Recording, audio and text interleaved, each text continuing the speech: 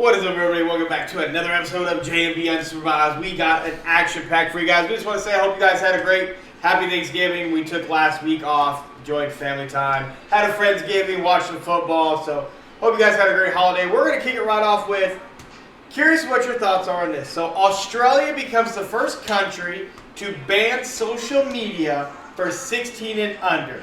All social media sites in Australia, all people in whatever, all those social media sites, all of them, from TikTok, Snapchat, X, Facebook, Instagram, they have 1 year to verify.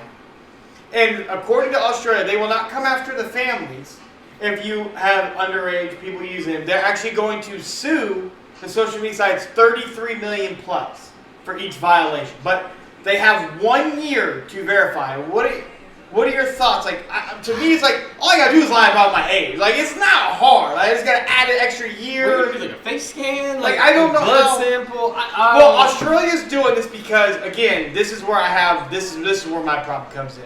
Australia's doing this because parents are upset with the screen timing on social media and everything comes with it. I'm like, but isn't that the parents' fault? One, you're buying the phone, you're supplying the phone to your kid, you're allowing your kid to download it, and you know what the social media says. Like, stop playing dumb. This is my problem with social media. You know what's on it. We all know what's on social media. You can set parental controls on every device. And there's even like kid-friendly tablets that only have like so many apps that you have. Honestly, I'm glad I live in America. That's what people are like. Oh, I hate this place. I'm leaving. Leave. Go to Australia and have your rights restricted. The freedom of speech is protected here in America, and I'm proud to be. Well, a lot of people kept asking, are other countries going to follow? I'm like, probably countries on that side, nobody over here, no. Because, well, like Canada won't, we won't. I mean, Mexico, who knows what happens? I know, like Korea, Korea, they have their massive restriction. China restrictions. That way. China's always already that. So, but it's just like, I don't like when you get on TV and you say we're doing this because of parents. No, it's the parents' fault. You supplied the phone and you allowed them to have it. So, like, social media is a very toxic thing. It's a very, why are you letting your 6, 7, 8, 9, 10, however old your kid is on social media in the first place? Well, I didn't have social media until I was damn near in high school. But that's new. That was new. But that was new to us. But to me, that's just kind of tough because I mean that's the day and age we live in. Everybody has technology. Everybody has a phone. Yeah. Everybody has social media. Apps are very easily available. If the families that are in Australia are smart, you have somebody in Australia that is massively big on social media, you just move it to your parents' name and you continue filming. Because that's all you gotta do. You just have to be above 16. I just feel like there's gonna be a lot more than that. But that's weird. It's a very weird thing. All I gotta do that is I'm glad to live in the United States of America. I'm glad I got the. Like I have kids. My kids won't have social media until they're old and understand. Like I'm not here giving my kids my kids have the tablets like you said that are restricted. My kids don't have phones because they're not old enough to understand how a phone works. I'm not here giving my kids iPhones, tablets, and all this extra. Like you don't need it. Like I had a flip phone with antenna, dog. That's what I had. I don't think there's anything wrong with kids and technology. Like that's the day and age we live in. It's the day and age that they deserve to have that technology. But it's just an excuse. Like it's the parent. At the end of the day, it's the parents' fault. You gave them. You supplied it. Like this is what you did. So what happens if it's fine. What happens if say you go take a trip to Australia and you bring your 15, 14-year-old those are some things that social media, and all of a sudden they get there, and all of a sudden it just goes, it blinks out. Yeah, I don't know. Like I said, Australia came out and said all social media sites have 1 year to get it in check, verifying age. But how scary is that though that they can actually be able to do that somehow, some way that there's technology out there to be able to verify your age? Well, I feel like you gotta, if you're social media, you have to be careful because you are a target of everything that's going on out there. So it's unfortunate, very unfortunate. Like I said, you're not wrong. Glad to be in the United States where you're able to. Leave the little pug alone. Got doggies we gotta take care of out here. It's a little pug. Well, everybody goes to the fence to get that little pug. Yeah, well, I saw eat that. He's like, I'm gonna eat him. But like I said, I don't don't know if other countries are really gonna follow. Some countries, like I said, we've already said, have Well, those. some countries that have a lot stricter than that, where like you can't even talk ill will on the government. No. Because if I was here, good fuck, people would be in jail. I'd be in jail. Sleepy Joe would have me in handcuffs. Everybody would be in jail. So, talking about politics and stuff, what is your feelings on Joe Biden, our current sitting president? He came out and said early on that he will not be give his son a pardon, and he turned around with about a month left and gave him a pardon because he was found guilty. And he's how are you gonna come out and say you trust the justice system, and then the verdict came down that your son was guilty, and then he's like, oh, the justice system was unfair, it wasn't right. I'm like, what do you mean? Like, everybody in your house came out and said you weren't gonna do it, and then you went ahead and did it, which, again, at the end of the day, like, I get it. It's your kid. You want to protect your kid. I'm not mad at it, but like, you literally came out and said you were not going to do it, and you went back on your word, and then you're refusing to talk about it. And well, yeah, because he's guilty, but his reasoning well, was... a lot of people believe, too, that he did it because it also pardoned him, too, because a lot of people believe that Biden was involved. He was a part Well, there's no way he wasn't so, involved but in it, it's just... Biden's name was linked to a lot of the stuff that he just was in, but, like, honestly... Like, what, his son was looking at, 42 years in prison, I believe it was? Like something like that. But honestly, like, as a parent, I like, parents do everything they can to protect their kids and protect their kid, and so, like, on that aspect, like, I'm not mad about it, but also, like, you kind of look at, like, overreach of power, for sure. I did not, I'm going to be honest with you, I didn't know the president could actually do something like that, like, just make it, like, you just tell me, like, his son could have committed any type of crime and he just came out, like, I'm pardoned him, like, you just walk away scot-free. I didn't know that. So, like, when I saw that came out, I'm like, pardon, like, so what is that? And then I saw it and I read, I'm like, oh, this dude's getting away scot-free. Like, you can't do nothing. Like, I did not know you had that type of power.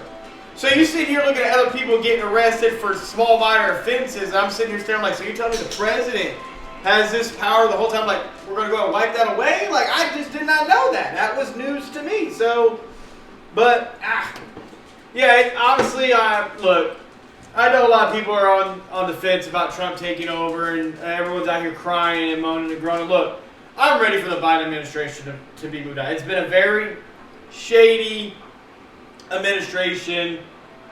The money that they've thrown away to other countries, when we have people here in our own country that need help, need assistance. I get it. You know, the world, everybody needs help, but we need help here on our homeland. Like, we need help here. And we're out here sending billions and billions of dollars to other countries, and I'm just like, we need help here, dog. Like, help me. Like, you know what I mean? What are we looking at here? I was just looking up, like, some most recent people that was pardoned. There was a lot of people pardoned in 2020 of December. Nobody that I really knew of. A lot of them were older offenses. They've served some time, like 05, 2020, 1993, 2015. But kind of a weird one. Speaking of, like, presidency, like, I don't think a lot of people know this. September 8th, in 1974, President Ford addressed the nation from the Oval Office to announce his decision to grant a full, free, and absolute pardon to Richard Nixon for all offenses against the United States which Richard Nixon, was committed or may have committed. Literally, a sitting president pardoned another president. That's crazy. That's president. Crazy. That's like I said, I just did not know you could pardon and wipe a crime completely off the face of the planet. Like, it never even happened. Like, literally, his son never committed any of those crimes. Like, you can't even bring it up because it's like, I didn't. What crime? Like, I didn't do nothing. Like, that's crazy. Well, it's funny. So George W. Bush pardoned 200 people. God. Barack Obama pardoned 1,297. Boy, talk about a homie looking up for God. Damn! Obama! I'm backing off that shit. Ain't no one going to jail. Trump 237, and then Joe Biden only 27. Wow. And the last one was his son. That's wild. So let's go back to it. So George Bush pardoned 200 people in his term. Barack Obama did 1,927. And Joe Biden 27. Good God. Yeah, that's what I'm talking about. Shout out to Obama, baby. Ain't no one going to jail anymore. He said that was 2,000 people got caught. Shit. Get down, Bo. Bo. See, the dogs. That's dogs, crazy. not kids. That's or crazy. Kids, not God dogs. damn, can we get Obama back up there? I ain't never going to jail. Damn. Fucking hell, he pardoned 2,000 people. That's insane. crazy. But we're going to pardon your bitch ass for a crime here soon, boy. When you go away, go. Go. We'll go. Weirdo. But yeah, it's just That's a lot of. that. There's just a lot of things as you get older in social media, and that's also another reason why I think people hate social media. It puts a lot of the bullshit BS out there, like, no, that's not true. I think it's also why a lot of the government has a problem with social media, because we as people are uniting, which is what your government doesn't want. They don't want you as one. They don't want you whole. They want you divided. They want you at each other's throats. And that's if you don't believe that, then you're completely blinded. That's what the government wants. And that's why they don't like social media, because we're putting all that bullshit that they tell us to rest. Because, like, no, you're wrong. Like, so with all the, quote unquote fake news that our media puts out that's your there, favorite thing to say, fake news. Like, fake news. there's a lot of fake news out there. There's a lot of fake news out there. That's why whenever you hear something out there, don't always just believe it. You have your phone right here. Hit up Google and do a little bit of research. And that's still gonna be a little bit difficult, because don't tell me that Google doesn't bury stuff either. No, well, I just know I live in a world now where I don't want to know any secrets no more. We do have another breaking news thing that happened yesterday. The CEO of a healthcare company was gunned down, and apparently can't find his murderer, and the dude just rode away off on a bike into the sunset. Like, got a lot of questions. Just like, bye. I just don't, like, you can't, like, I just don't, like, I don't know what he was about to confess or brave, but, like, there's a lot of details about this situation that just don't add up. The dude was out there all day. You have witnesses saying, yeah, he was out there all day. You didn't think that was strange? You, like, let me ask you this. If somebody's sitting out your house, and they've never got in a car, you're going to be a little bit like, bitch, why are you outside, like, you're going to notice buddy out there. Somebody else at my house for like 45 minutes. I'm like, what are you still doing here? Like, I'll be at my neighbor's house. I'm like, what are you still doing there? Pretty much. Like, I'm going to have a lot of questions. But, moving off of news. Moving off of stuff that's happened in the real world, we're going to move on into our sports talk. We're going to dive right into college football. So we had rivalry week that just happened. And I want to start with the Michigan-Ohio State game. Yeah. Ohio State was ranked second in the nation at the time of that game against Michigan, who was dog-ass water, like, unbelievably bad. Yeah. And they lost 10-13. Mm-hmm. And at the end of that game, Michigan planted their flag in the middle of Ohio State. Yeah. And a massive fight broke out that the cops had to get involved. People were getting maced. Each school was fined $100,000, which I thought was wrong, and it should have been more.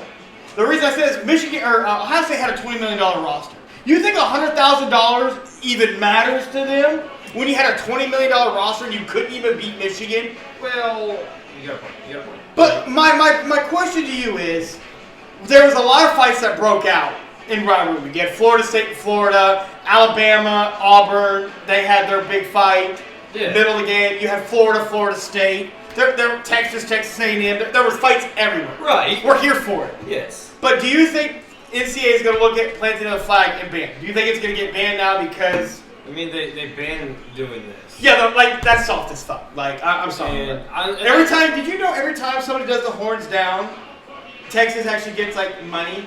Like, they can sue you for doing it. Like, if a college team did it, horns down, you get fined, and Texas gets money? I'm not surprised. Like, how soft is that? That's pretty. I'll tell you this. I don't think I want the planting of the flag back. Like Baker Mayfield said, like, you got to learn how to lose. It is what it is. It's rivalry for a reason. This is my problem with sports, and this is all sport. Everybody talks about all these leagues are soft, but the moment the fight happens, you're out here crying. But then you want the physicality in football and all this. But the moment it happens, you don't want it no more. No. So it's like, what side of the fucking fence do you want to be on? Like, this is my problem. So, like, I just want to know, like, how do you feel about all this? Like, I don't want it banned. You gotta win. Like, that's the whole point. It's rivalry week. Well, it's the point. It's the whole entire point. And honestly, I don't care that the fight broke out. I'm like, let the fights happen. Let them plant the flag. But it's no different than when T.O. went and celebrated on the Star. Yeah. Like, so you're going to defend it. Like, if you're going to plant the flag, prepare for, repercussions. Because it's going to happen. I'm not going to let nobody plant their flag on my logo. Like, but, like, I'm hitting you. Like, yeah, you're not wrong. But it's like, I don't want it to, like, my whole problem is everybody bitches about the leagues being soft. But the moment the fights happen, some people are like, oh, this is what we can't have. Like, and this is why the leagues get softer. Because one thing happens and you're ready to ban every fucking thing about the sport that you love. Well, they banned storming the storming the field. Yeah. Like, you're not actually supposed to do that. It might be the courts, not the actual field, because players have gotten trampled because but like that's kind of a little bit different because it can be dangerous. Yes, it can. Players get knocked down. But it's just. It makes a soft league. It just makes everything just kind of softer. And then like people were bitching about the Michigan Ohio State fight. The police maced the player. Did you want them to pull out their gun and start shooting? I mean, no violence intended, but like maybe the mace was the best option. Do you want them to get tased? I don't think you want your player to get tased when you go play the following week. I'd watch it. But like it's just like, come on, guys. Honestly, like what Baker said though, he was like, it's just kind of part of the game. If you don't want the opposing team to win on your home field to plant the flag, win. And honestly, boy, you lucky I don't find a flag sharpen the pole at the bottom. It's not like it actually plants. You just it falls down. I have to sharpen that in so I can actually plant this in this turf. It's just like you said, like the Michigan running back said. Like Ohio State, dog. Like, what are you mad for? You haven't beat Michigan since like 2019, dog. Yeah, like that's probably a better question on that game is with you have an over $20 million roster. Right, but Ryan Day is 1-4. I do believe. I think it was 1-9. I thought it was 1-9. Doesn't have to matter. It does not. If it was 2019, that's 10 games. Oh, is it? Okay. I would have incorporated. Let's look. I thought maybe he is 1-4. I thought it was like 1-9. My first year's like 1-4. Is he 1-4? I just know it's not good. And if you're Ryan Day, dude, I don't know. Like against Ryan Day. I know against everybody else he's damn good. Everybody else in that conference, he's good. He's 1-3. Oh, so Ryan Day against Michigan, he is 1-3 against the Wolverines. His only victory ahead of 24. Oh, so he's 1-4.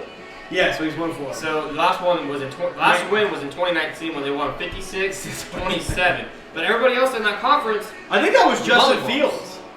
I think that might have been Justin Fields. I think. 50-50, but yeah, no, but rivalry week was really great. Real quick, we do have the new AP rankings. Your top 5 is Oregon 1, Texas 2, Penn State 3, Notre Dame 4, and Georgia rounds out your top 5. But on the college football playoffs, is a little bit different, obviously, because let's jump over to the go ahead. Championship week. You have Army's ranked 24th. Back to they stay in the top 25. They face Tulane. Boise State versus UNLV. That's big. That's big. And that's big for, obviously, Ashton Jeanty and his Heisman push because he gets an extra game on like Travis Hunter. And then that's in the Mountain West. And then the Arizona State versus Iowa State for the Big 12. You have Texas versus Georgia. If Georgia loses, they might be out of the college football playoffs. Right? I mean, they already beat Texas once. Because Georgia's... You telling me you're going to keep Bama over Georgia, even though Bama's ranked 11th? Yeah, Bama's ranked 11th. They're Georgia's ranked fifth right now. So but keep it on. Penn State, number 3, versus number 1, Oregon. Would be a good look for Penn State, considering how Oregon has looked. Yes. But even though Boise State earlier in the year gave Oregon a run for the money. But really, SMU and Clemson. Versus Clemson. Man. Huge. The only way Clemson gets in is if they beat SMU to get the automatic bid. So that's the weekend. That's this weekend, some of them are tomorrow, like Tulane and Army tomorrow. Yes. And UNLV and Boise State, which I'm here for this Boise State game. Yes. To see Ashton Jeanty on the biggest stage of his career. Yep. But the college football playoffs, as projected, they're projecting the winners. So Oregon will be number 1, Texas will be 2, SMU will be 3, and Boise State will be 4. We'll all get bye weeks. First 2 teams out as of right now would be Miami and Ole Miss. Will be the first 2 teams out as of right now. They're 12 and 13 because when you win your conference, you get an automatic bid. A lot of people are upset that Miami's going to be out, but it's like... It's kind of hard. It's kind of hard. A lot of people are bitching about Alabama because Alabama's 9-3. I personally think Bama's losses are worse than Miami's. Yes, Alabama they have 2 bad losses on the resume. But moving on, the rest are projected. The first round matchups, we have Tennessee versus Ohio State, a 9-8 matchup.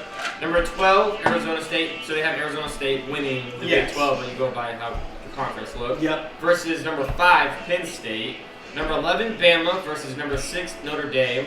and then number 10, Indiana Hoosiers versus number 7, Georgia Bulldogs. So they have for Georgia losing going from 5 to 7. That's crazy. I mean, it's going to be a big game for Texas against Georgia. Because did Georgia and Texas play this year already? Yeah. Georgia won. Georgia whooped them. That's what I thought.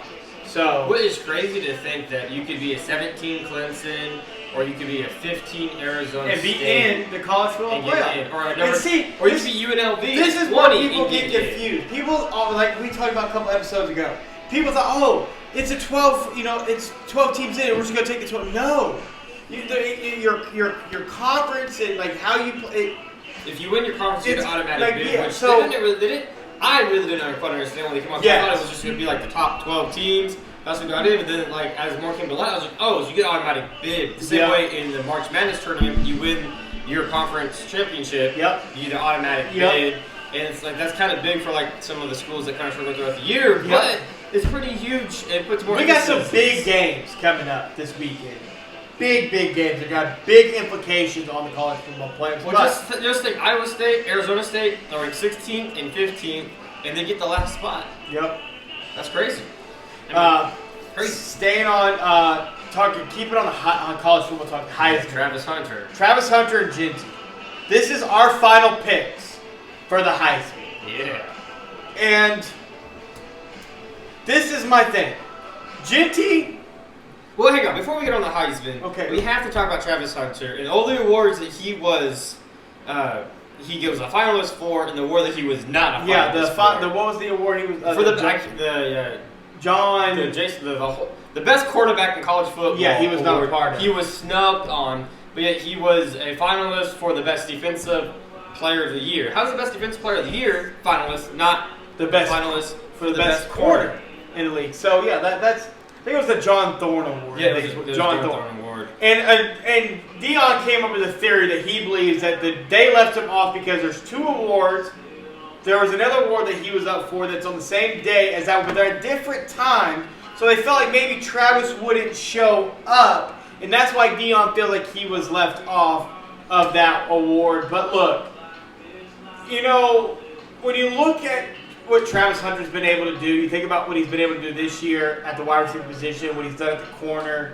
Like Dino said, people talk about his tackling. If he's getting a lot of tackles, that means your people catching the ball. That's bad. Like that's no. So I'm trying to find one awards. He's the finalist for the.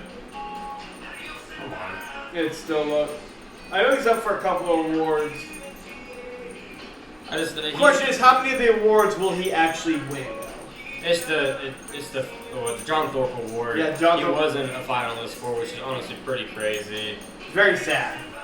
There was a couple awards that were kind of around the same time with that one, and they were afraid that he wouldn't show up. Why would a finalist not show for an award that he should? Yeah, no. But when it comes down to the Heisman, which I think everybody, this is where we're at. Ginty, regardless, is getting his carries. Like, he is a downhill running back. Yeah. Putting up numbers that are big. Now, people have been trying to downplay Ashton Ginty's numbers just a little bit because people are overhyping it. Like, well, we've seen this before with, Melvin Gordon, 2017, when he'll probably pass on in the... Hold on, I got a stat for you somewhere. What do we got? I have some... Here we go. So Ashton Ginty has played... This was just through 11 games, so he hasn't... And this is a little old. So he's played 11 games. This is compared to Derrick Henry's Heisman in 2015, where he's played 13 games. And Ashton Ginty has 275 carries compared to 339. Ginty has rushed for 2,062 rushing yards compared to 1,986. 27 rushing touchdowns to 23. 7.5 yards per carry versus, we'll say, 6. Yards per game. Ginty, 188. Derrick Henry, 152.8. So we'll say 153 yards a game. Yeah. And that obviously that doesn't even account for the last game that Ginty played. Yeah. So it's just crazy to me that he can be left off. The running backs in college football history with 2,000 rushing yards and 25 rushing touchdowns in 11 games. It's a very short list. 3, Barry Sanders, Ricky Williams, and Ashley Dinty. That was a two name in college football you want to be. Ricky Williams, dude, man. His 2,062 rushing yards through 11 games, just through 11. Everybody plays 12 through 11 games, are the most in college football since LT did it in 2000. Yeah, that's what I was. Like I said, a lot of people try to downplay Ginty, but everyone's gonna nitpick. I guess it really comes down to, in your opinion, who is the Heisman winner for you? Is it Ginty or is it Travis Hunter? I just think it comes down, for me, before I say who I think, for me, I think, one, it's big that SGT gets is more than likely going to get a college football game in the playoffs. Yes. But he's going to get full, complete exposure. A lot of people don't watch Boise State. A lot of people really don't know. But look up them highlights. They're just as good as Travis Hunter's. Travis Hunter's last game, he put on a show. It's phenomenal to be able to play both ways. But not getting a college, not being in the college playoffs, not getting in the Big 12 championship game, I think that hurts because the Heisman's like the MVP in NFL. You have to have team success. But hang on.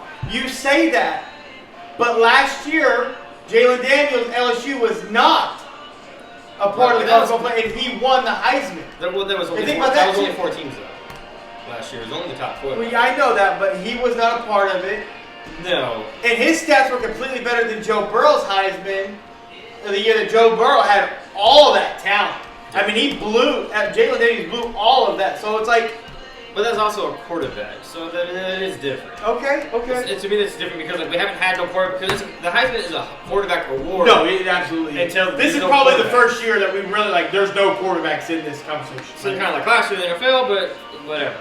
To me, I think Ashton Tinty gets it. He's doing something we have not seen at the running back position in forever. Yes, Travis Hunter, we haven't seen that either, so it's tough. No matter, in my opinion, who gets it, there's not really a wrong answer. But for me, if Ashton Tinty shows out and just keeps showing out, how can you not get? He's breaking all the records. If Travis Hunter, to me, would have just played one side of the ball, if he just would have played wide receiver, I think it would be hard to say that he wouldn't be a Heisman if he wouldn't win the Heisman wide receiver. But since he played both sides, he deserves all the accolades but the Heisman. Because again, playing wide receiver, someone got to throw you the ball. So where's Shedur's, love? Shedur's love, absolutely. Yeah, it's tough for me. I look at it too, and what Hunter's doing, and I love Travis Hunter. What he's doing, I've been a big advocate for him, especially on my sports pages and everything. Well, that's his stats. That's what he got. He's got 92 catches for 1,152 yards, 14 touchdowns, averaging 12.5 yards a catch. So how do you think that translates? So who you got? So who do you got going? Me. Well, that's not really necessary. I mean, I lean towards more Ginty, and I mean it's very close for me. But it's because again, it's punishing Trevor, and it's not his fault because it's a team thing. But you're not going to be in the college football playoff. You're going to have a bowl game, which is great. But you're not in what matters most in college football. And I think that, unfortunately, that's going to be held against you, unfortunately. So what if we did this? So we have Travis Hunter. He played full-time both sides, really. Like you said, 92 catches, over 11,000 yards, 14 tutties. Okay, that's cool. That's great. So is he only in the consideration because he played both sides? So what if he just went at corner, and he's not in the Heisman. If you just put him as a corner, but if you put him out at wide receiver, 92 catches, 11,000 yards, 14 tutties. Probably not in it. Probably not. That's because he plays both ways. He deserves a little bit more of a bump over somebody that's putting up what I just said. Better numbers. Well, a lot of people are trying to knock Ginty because he's getting over, he's getting 20 plus, 25 to 30 touches a game. But there was a handful of games earlier in the year that he didn't play in the second half. No, so he was getting, they must on the stats. Obviously his touches could be higher. His touches could be higher, but could have more touchdowns, way more yards. But Boise, my problem when you all wanted to knock Boise State who they played, he did the same stuff to Oregon, the number 1 team in the nation for pretty much all. And they barely lost all year, and just barely lost.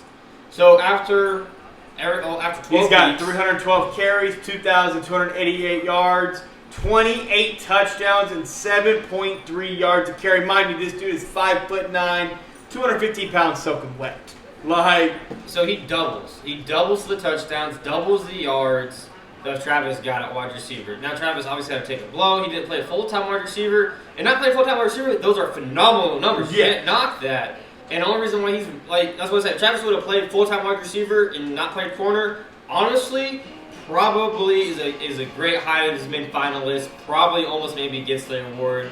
But that's something he falls short. The reason why he's getting so much more love. Because he's doing it on both sides at an elite because level. he's done it on both sides at an elite level. But you also give the nod to Ashton Jeanty because it's Boise State, a small conference, not well known to people, and he's got them.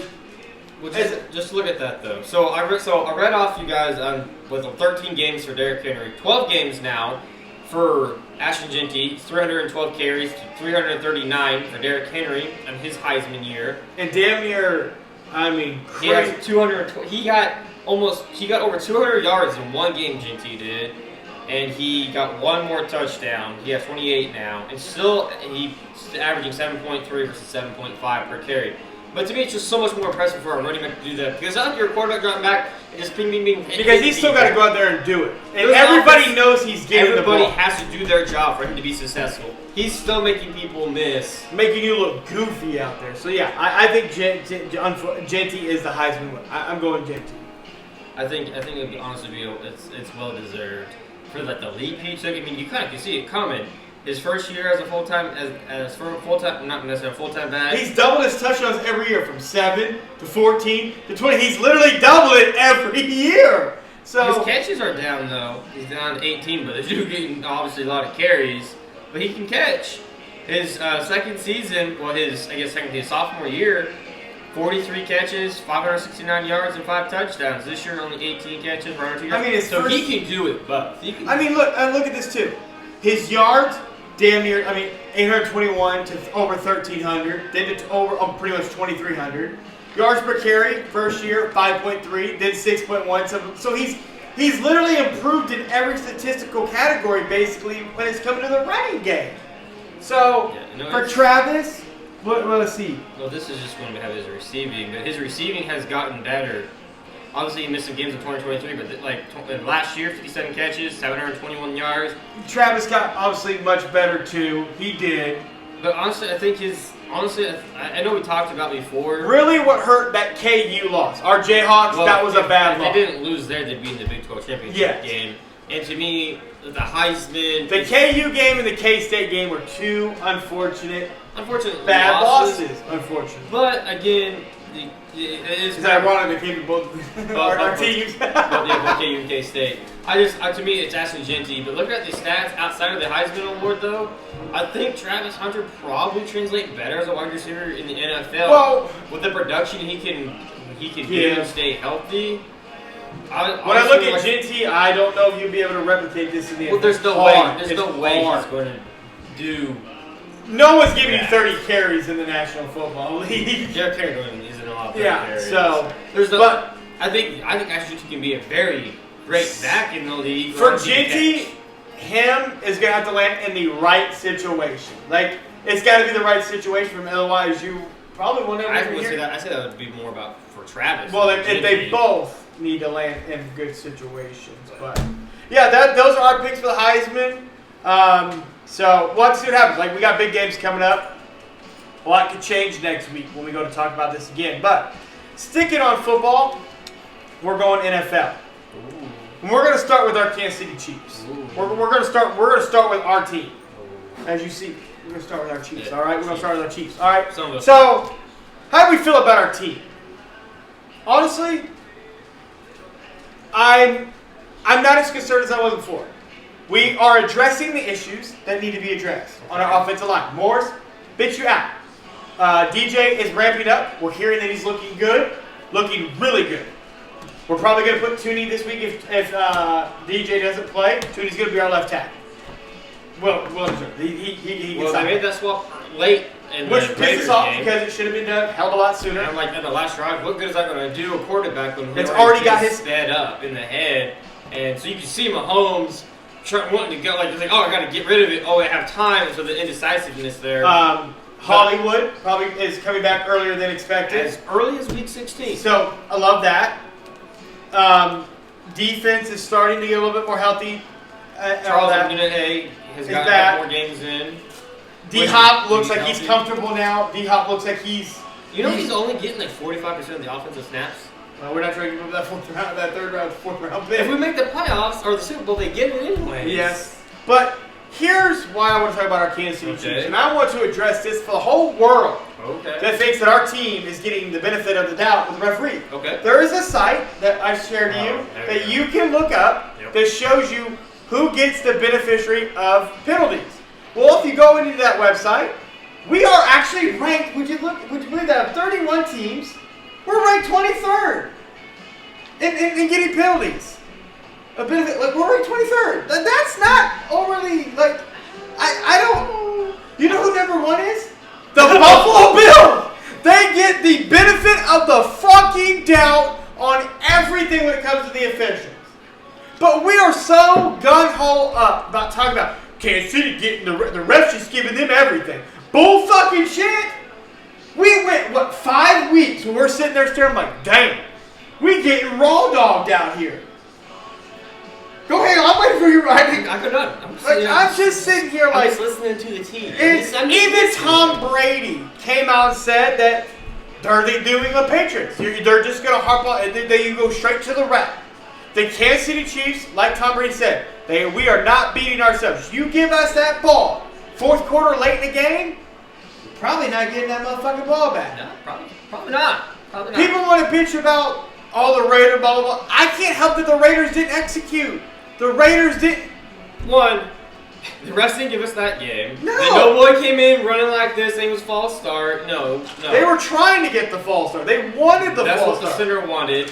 And just like Chris Jones said, you know what? The fans being loud obviously messed up their communication. Couldn't hear. And even Angel O'Connor came out and said that I literally told him to snap me the ball. Yeah. I messed up. He was so focused on getting the left side of the players on the left side lined up properly. He fucked up and did his little thing. But it's just like, people, stop out here going for all the clickbait. Go do your research. We're literally ranked 23rd when it comes to getting benefit of the 22nd. We're ranked 22nd when it comes to penalties. Like, come on now. I can't help that the penalties that you're looking at are happening because the other team doesn't execute properly. I can't help that it's in big moments. Yeah, like, because it's in big moments that you see that you're like, see, look, here we go, give the refs, give the game to the Chiefs. No, go the whole game, and then that's the one call you harp on. Like, and there's been calls missed here and there, and you don't see us complaining about calls that go against us, which clearly there's a lot that goes against us, and you have to eat those penalties. Like you said, we are a winning organization. We've won 3 times. We are no longer the beloved Kansas City Chiefs that we were in the beginning. We are now everything that people hate. We're the Patriots. We're the Yankees. We're the old Yankees. We're the most current NFL. People hate Cowboys because they're Cowboys, but everybody hate the Patriots because the Patriots won. I literally looked at him. I said, I had to damn, we really are the New England Patriots now. We are the modern day New England Patriots. I think that's what really locks in a dynasty when you are aired nationwide. Yep. And everybody tunes in for you. You break all the viewing records. And everybody that's not a Chiefs fan or Mahomes fan or doesn't have a certain player or the Taylor Swift fan, I guess, maybe, I don't know, roots against you and say, well, it's because of the refs. So you're not going to blame the center or the quarterback that asked for the ball. The center snapped it, and the dude wasn't set, and the clock wasn't moving, so it's actually a live ball, and we recovered it.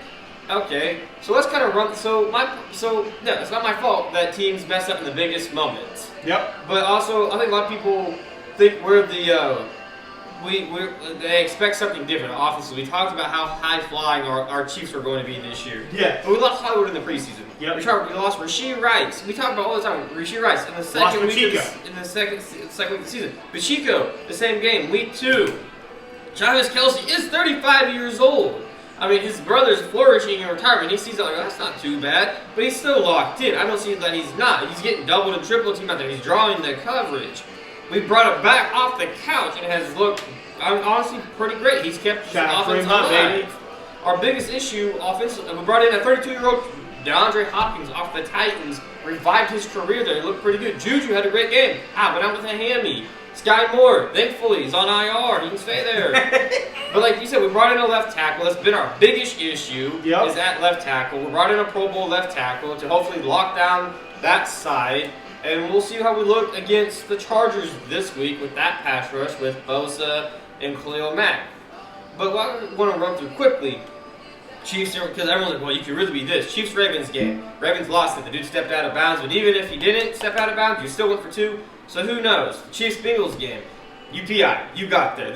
You got there early. There's no debate about that. Falcons game? Falcons. The Chiefs, they won that. Was kind of in the end zone. Yeah. Kyle Pitts, kind of 50-50. But I feel like, honestly, it was kind of a bad ball. Kind of a good no call. Chiefs-Chargers. Chiefs won that game. Chiefs-Saints. Chiefs won that game. Chiefs-Niners. 28-18. Just won that game. Then the Chiefs-Raiders. First time. Won the game, 27-20. There's nothing that sticks out to me there. Bucks-Chiefs. Won that game overtime. 30 took it over in overtime. It took overtime. But the Broncos was a game that the NFL literally, the refs tried to give the Broncos a game. And the Broncos, we can't come up clutch. And they bucket a field goal. They're like, that is coaching. We literally blew up that side of the kicking. The whole game. And finally got there. And we played the Bills. The Bills get us 21-30. Which was really 22-21. They scored a touchdown late in garbage time. Or 23-21. But again, that was like the first time that I thought the refs were letting us play kind of like playoff ball. Like that game to me sticks out horrendously. There were that calls went horribly against us. And I'm not knocking on the Bills. I'm proud of the Bills and what they've done. And Josh Allen being honestly probably the front runner for the MVP. Absolutely. Chiefs Panthers. Little upset. The Chiefs. Shout out Bryce Young. Bryce Young looked good, but the Panthers gave everybody a run for their money. And the Chiefs got it done, and then the Chiefs versus the Raiders. Raiders fumbled it away. Yeah. And again, that's two opponents after the Bills lost that honestly offense looked really good, and then we shot ourselves in the foot. You know, this is my thing too. Kind of sucks. Rex Ryan, how dare you try to compare this Kansas City Chiefs team to the Philadelphia Eagles of last year? We are not even close in similarity. That Eagles team last year was blowing up internally and still kind of have those same issues this season. They're just not magnified because they are winning. They have Saquon. They have a guy they can give the ball to who's also an MVP candidate. Shout out Saquon. So, no, I am not here for that. We do not have coaching issues. We don't have players fighting. We don't have those issues. We don't have internal. No, we do not have like they did. So I thought that was a huge BS. Bunch of bullshit. Like, there's a lot of stuff like Rex Ryan says, I like, there's some shit like that he says, and I'm like, really? No. So you're just trying to get some clout then. Because you know that's not true, because we don't have head coaching issues, we don't have front office issues, and our fan base isn't the Eagles. I love the Eagles fan base, you're rampant, I love it. Literally, you've had games this year where they've chanted fire Nick Sirianni. And you ain't having nobody at Arrowhead saying fire Andy fucking Reid. But again, you gotta love that fan base. You gotta love you love the Eagles fan base. Absolutely, they're passionate. So you gotta love that. But I don't like that. But I just, I don't know. I don't. Okay, we just have to accept that people don't like success. And we're going for a three-peat. Something that's never been done in the National Football League. And, everybody knows, if you get to give us the bye, you have to come through us. Like you've had for the last several fucking years. As you saw last year. It's funny. Last year we did it on the road. We were worse last year. Oh, we came in at 9-6, wasn't it? 9-6, I believe, when we came in the playoffs. 15. Damn near. 10-6. So come on now. And we went on the road and got it done there. We didn't have Juju. Not last year, but the previous we had a rookie, Rasheed Rice. Yeah, that was our number one. Come on. If we had the bye week and you went through Arrowhead, that'd be great. But moving off of our Kansas City Chiefs, what I want to touch on is the Philadelphia Eagles. Since you brought them up, they look honestly early in the season. It looked like that turmoil, the issues were still kind of there, and then they started rolling off. They hit the bye week.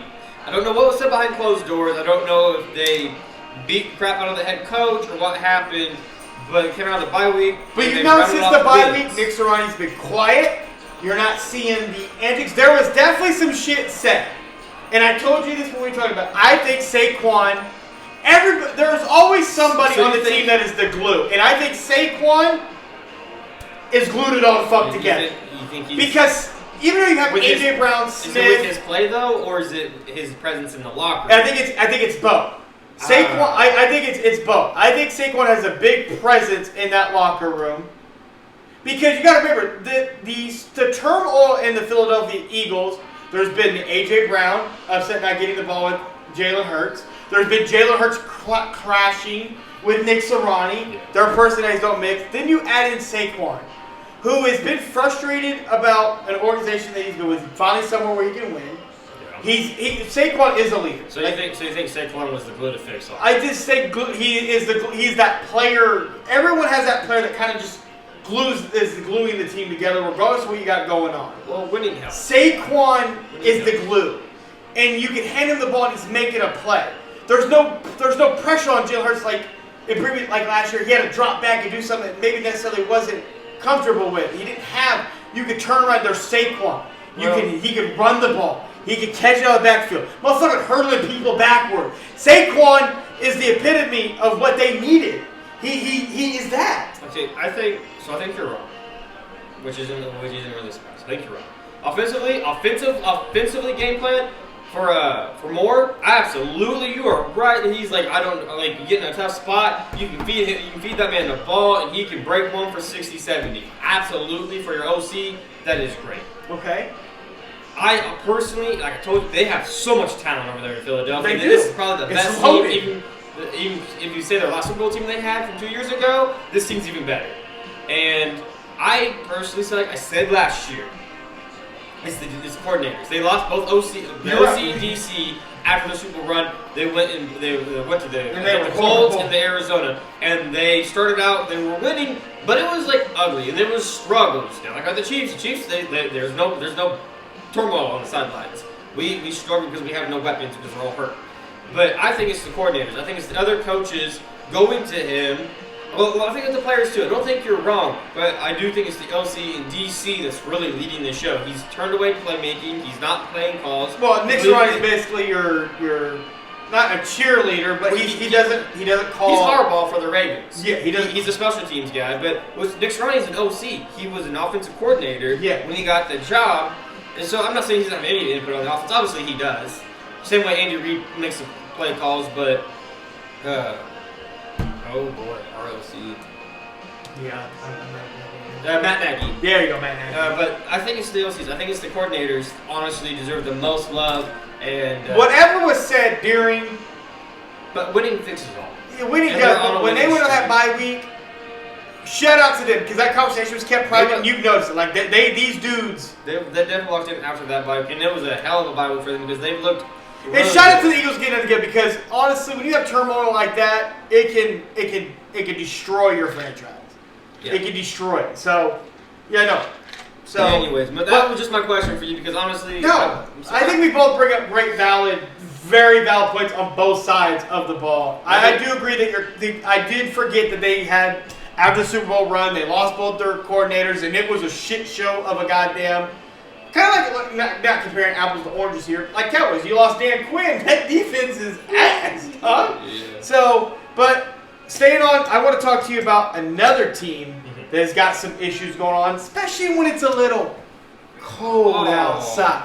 Why is Tua and the Miami Dolphins 0-12 when it is 40 degrees or less? They brought 3,500 pounds of equipment to a fucking game, dog.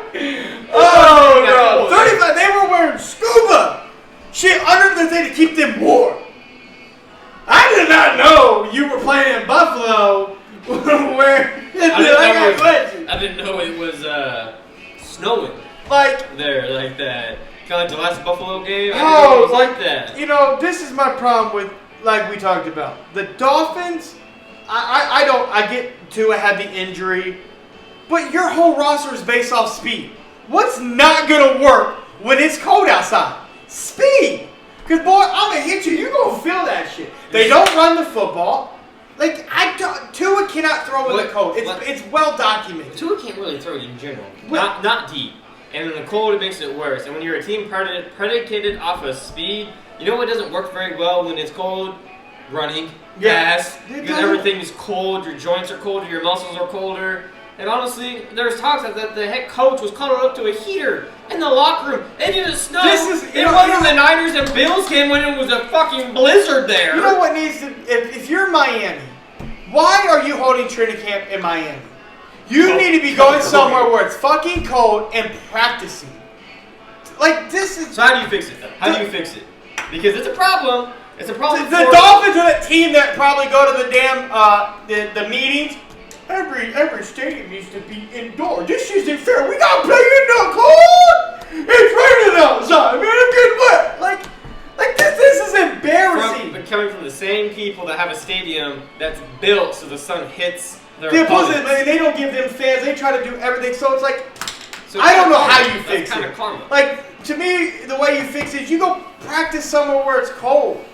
Like, when you're bringing 3,500 pounds of unnecessary bullshit equipment with you to a game that's like 38 degrees and you dying out there, that's embarrassing. You would think Tyreek Hill would know how to help. Bro, you played in Kansas City. Play in the cold. Oh my God.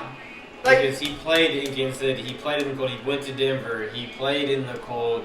So I honestly, if I had to say how to fix it, I know Dolphins fans are embarrassed about that. If you're a Dolphins fan and you're not embarrassed about that, you are motherfucking delusional. They gotta bring in some grit and grind and some mean guys. You need to bring in, again, I say this respectfully, skill guys. Not dudes that are just fast. Oh, cool, you can run a 4-2, 4-3. No, you need to bring in some brutes. Like, you need to bring in some brutes. You need guys that want to hit, guys want to be nasty, and you need to set that in the trenches. You need to quit making all this fancy, lovey-dovey kind of offense. It's not gonna work. Like, defensively, you saw it when they played us last year in the playoffs. Oh, they couldn't do nothing. Tyreek's still trying to find out where he's still buried. Snead buried him in Kansas City. Little does Tyreek Hill know he's still in Arrowhead. He just don't know. Yeah. You see, the thing that Tyreek Hill, shout out to him. He had his 14th, 15th kid, but with his wife he had a kid, and he was wearing the Chiefs sweats. That kind of shout out to the Chiefs. So. I think it's just more of like, I don't know how you fix it, but maybe some different coaching. So there are three other teams I want to talk about here. We are going to start with the one and only Chicago Bears and their clock management, baby.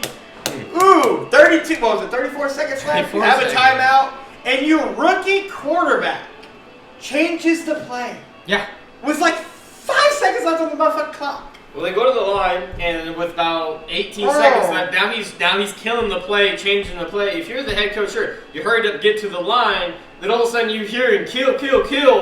No, timeout. No kill. No, that's bad. That was bad coaching. The fact that coach had the audacity to get on the podium and had no regrets of that, boy. He had no choice. That press conference would have ended so quick. I'm like, yeah, I'm going to need you to come down. What's wrong? You fired. Get the fuck out of here. He got fired pretty much the very next day. But again, this is we're reliving the Mitch Trubisky going through a coach, Justin Fields going through a coach. The Lions? That was the Lions they played. The Lions escaped with a nut. If you want to talk about close victories, that was the Lions. The Lions got out quick, and then shout out to Campbell. He's getting better, but it's just, you're a rookie quarterback. You should not be killing no play. But the play that's called, unfortunately, my man, you have not earned that right to kill unless you see something. Maybe he has, though, with that. Maybe he has, but you're not wrong. The head coach for the Bears got fired. It was if you're Chicago, fire everybody, dude. Like, everybody. We've said this on this podcast for weeks. We love the talent on paper. We love the guys, but we don't trust the guy. Bro, I don't even trust your damn trainer, let alone your conditioning coach. I don't trust nobody in the Bears organization. I don't even trust the water boy. I think just unfortunately, I don't think we'll ever actually get to see a full whatever Caleb Williams could actually be in the league. You're looking at Trubisky went through the same issue. Justin Fields went through the same issue. Caleb Williams. I don't give you Trubisky. I don't give you that one. But Justin Fields definitely. So, but another team I want to talk about because we're not going to say the 49ers. Yeah. They have a history after playing this in the Super Bowl being kind of ass the following year. It hurt. Christian McCaffrey out for the year. That's unfortunate because the dude did everything right. He did everything right. It's just unfortunate. PCL. Mason on IR. He's gone. Brandon Ayuk, ACL injury. We do want to send our thoughts and prayers out to Trent Williams and his family. They did lose their babies. That's unfortunate. Trent Williams is also dealing with an ankle injury, so I don't know if you're going to see Trent Williams back this year. Like I said, thoughts and prayers go out to him and his family. Dealing with that, that's never easy. But if you're the 49ers, bro, there's rumors out there like the GM's going to get fired, Shanahan's going to get fired. I don't think those guys get fired because you can't. But this roster, like we've talked about before, it aged out. You achieved your goal getting to 2 Super Bowls, a couple NFC Championship games, but you did not fulfill it with this roster. So you don't run it back? I don't think you can fully run this back. You're gonna have to pay Brock. A lot of people say you don't pay Brock, but like, what are you supposed to do if you don't pay it? Like, can you do? I don't know. Can they go one more year without paying Brock? They got to get it done. That's a lot of money on that. I don't know how you fix the 49ers. George Kittle, to me, has always been a disappointment at tight end. He's never really been... He can't string the games consecutively together. Like, is he a blocker? Absolutely. Is he going to get you? Like, he's going to maul shit out of you, that's for sure. But, like, Christian McCaffrey, like, this is concerning. Like, he had the Achilles tendonitis. He's always been but now you have the PCL injury. That's unfortunate because he's going to miss... Yeah, but honestly, it's got a little bit less in disguise. Just a little bit. A little bit. Because he was starting to become the workhorse. Yeah, and he was it was a matter of time before something like this happens. We're going to keep it up. With everything he went through, because you got to think, when you hurt one thing on one side of your body starts to... You start compensating on others. So, like, it was probably bound to happen. Luckily, it's not an ACL or an MCL. It's a PCL. Yeah, so... Still is a bad injury, but honestly, a little blessing in disguise to get. So he's completely done, completely shut down. And the Niners are going to... I mean, they're not out of the race, but, like, you're done. And the biggest question moving forward is... How do you fix the roster? Who moves? Well, who do you move off of? Do you move Debo? Do you keep Debo? Because, again, that's probably the Brandon Ayuk got paid, and he underperformed before his But again, that's what happens when you have a lot of people wanting to be paid and you're not paying them, you don't get training camp.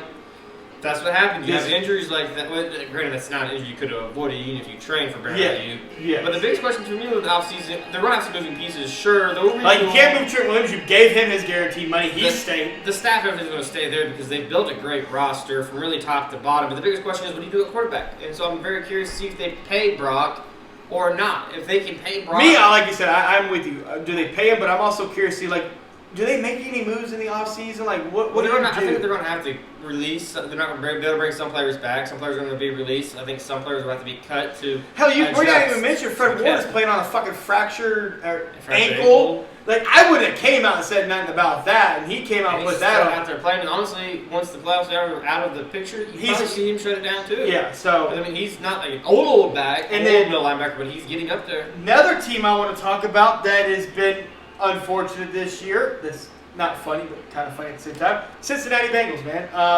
Joe Burrow's playing like an MVP candidate. Unfortunately, none of it matters because you are sitting at. Oh. What are they at? Away from you did run away from them. They are 4-8. 4-8.